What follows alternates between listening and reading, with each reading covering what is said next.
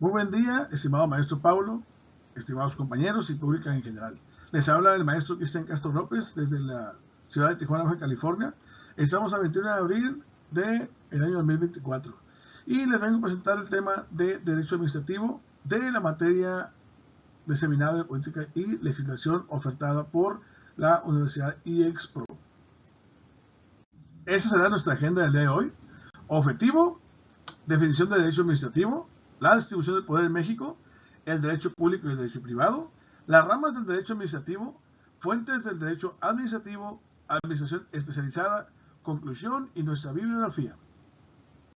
Muy bien, el objetivo de esta presentación es el proporcionar una comprensión básica de los principios y conceptos clave del derecho, con un enfoque particular en el derecho administrativo y su aplicación en el contexto mexicano. Pero, ¿qué es el derecho administrativo? Es una rama del derecho público que regula la organización, el funcionamiento y las actividades de la administración pública, así como las relaciones entre esta y los particulares. Por mencionar algunos ejemplos, sería la regulación de las licencias, ¿sí?, los permisos, los contratos y procedimientos administrativos.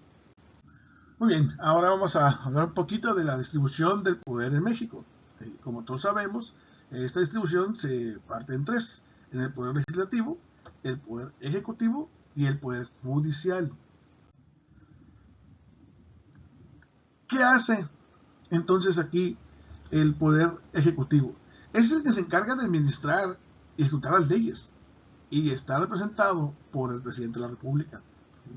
El poder legislativo se encarga de la creación de leyes y es representado por el Congreso de la Unión.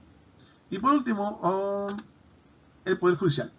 Este se encarga básicamente de interpretar y aplicar las leyes y es representado por la Suprema Corte de Justicia de la Nación. Muy bien, pasemos ahora a lo que es el derecho público y el derecho privado.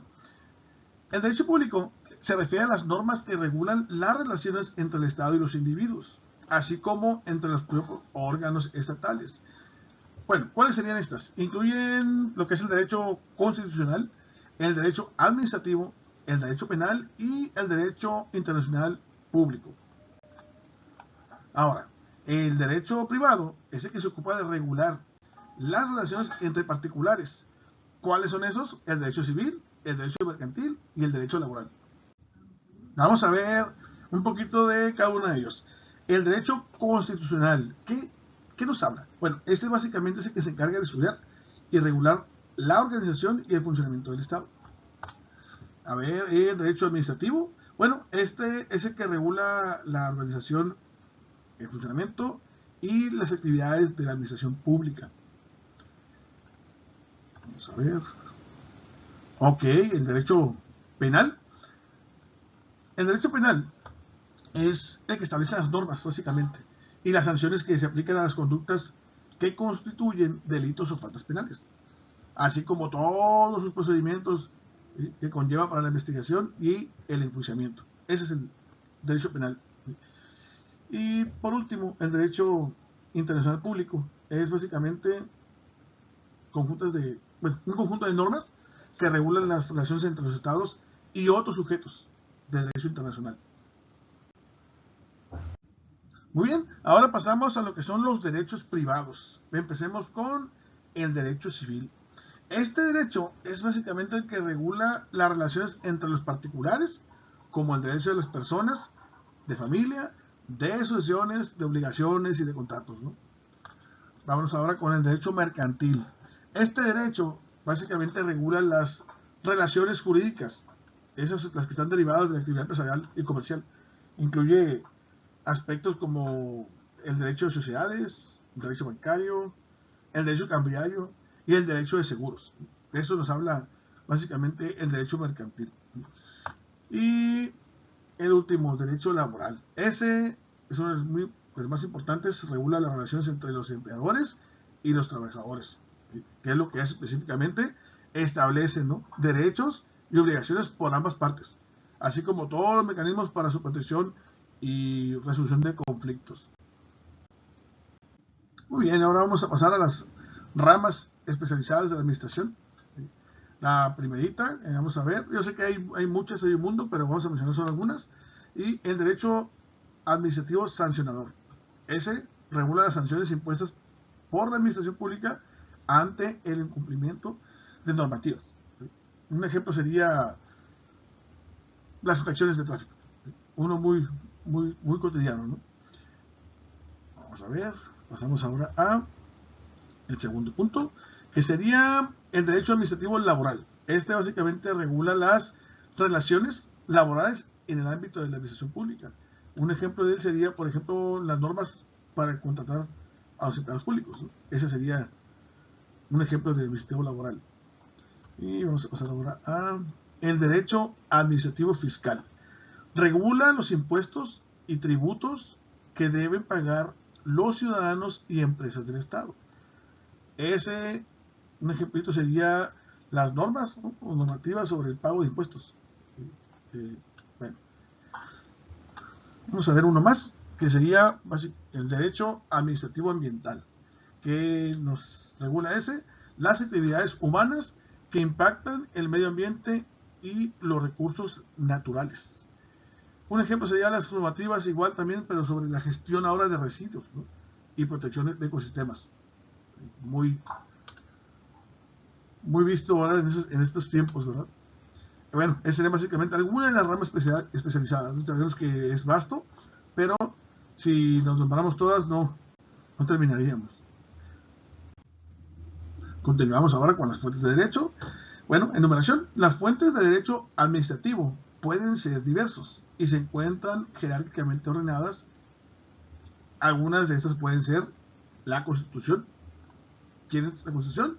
Es la norma suprema y establece los principios fundamentales del ordenamiento jurídico. Otro puntito son las leyes. Estas son emitidas por el Poder Legislativo y regulan aspectos específicos de la actividad administrativa. Los reglamentos. ¿Qué son los reglamentos? Básicamente son las disposiciones emitidas por el Poder Ejecutivo para desarrollar y aplicar las leyes. Tratados internacionales. Estos tienen rango constitucional y son vinculantes para el Estado mexicano. El último, la jurisprudencia. ¿Qué es la jurisprudencia? Es el conjunto de decisiones judiciales que interpretan y aplican las normas jurídicas en casos muy concretos. Pasemos a otro de los puntos fundamentales y medulares de esta presentación, el concepto de lo que es la administración especializada. Bueno, el concepto de administración especializada implica la aplicación de técnicas, métodos y procesos administrativos adaptados a las necesidades y características particulares de un área específica. Esto puede incluir la administración en instituciones gubernamentales, organizacionales, independientes, empresas y cooperativas, así como funciones de consultoría y control. ¿Vale? Ok, vamos ahora a leer otro punto importante, que es la administración institucional. Este se refiere a la gestión administrativa dentro de instituciones gubernamentales, como ministerios, agencias gubernamentales y organismos públicos. Esta área básicamente se centra en la aplicación de políticas públicas, la corrección de recursos, la prestación de servicios de la sociedad. Un ejemplo sería, por ejemplo, un hospital público. Seguimos ahora con las administraciones independientes. Son entidades autónomas con funciones y responsabilidades específicas, como las comisiones reguladoras, los bancos centrales y las autoridades fiscales. ¿Algún ejemplo? Todo el mundo la conocemos, la Comisión Federal de Electricidad. Yo sé que hay varias, pero es una de las más conocidas. Ahora seguimos con la administración corporativa. Esa se refiere a la gestión administrativa en empresas y organizaciones del sector privado. Un ejemplo, por ejemplo, sería la administración de una empresa multinacional.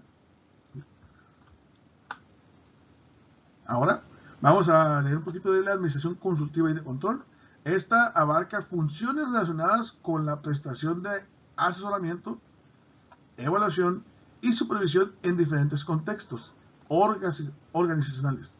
Un ejemplo sería un organismo de control gubernamental, como la Contraloría General de la República. Sinceramente, esos temas son muy interesantes para mí, un poquito complejos desde mi punto de vista, porque no conozco muy bien lo que es la política, pero muy interesantes para abarcarlos. Es muy vasto para abarcarlos en tiempo tan corto, pero bueno, aquí les dejo algunas de mis conclusiones. El derecho administrativo desempeña un papel crucial en la garantía de la legalidad, la seguridad jurídica y la protección de los derechos de los ciudadanos frente a la actuación del Estado. Su estudio y comprensión son fundamentales para el correcto funcionamiento de la administración pública y del Estado de Derecho en México. Es esencial para el buen funcionamiento de cualquier Estado democrático y de derecho. Proporciona el marco legal necesario para garantizar la legalidad, la equidad y la eficiencia en la actuación del Estado, promoviendo así el respeto de los derechos fundamentales de los ciudadanos y el desarrollo integral de la sociedad. Esas fueron las bibliografías consultadas para la versión de esta investigación. La Ley Orgánica de Administración Pública Federal, Martínez 2020, Nociones Previas en Derecho Administrativo, Paz Cota, Administración Pública y Torres Z de la Teoría General de Administración. Espero que esta presentación haya sido de su agrado. Les agradezco mucho por su tiempo. Nos vemos en un próximo video.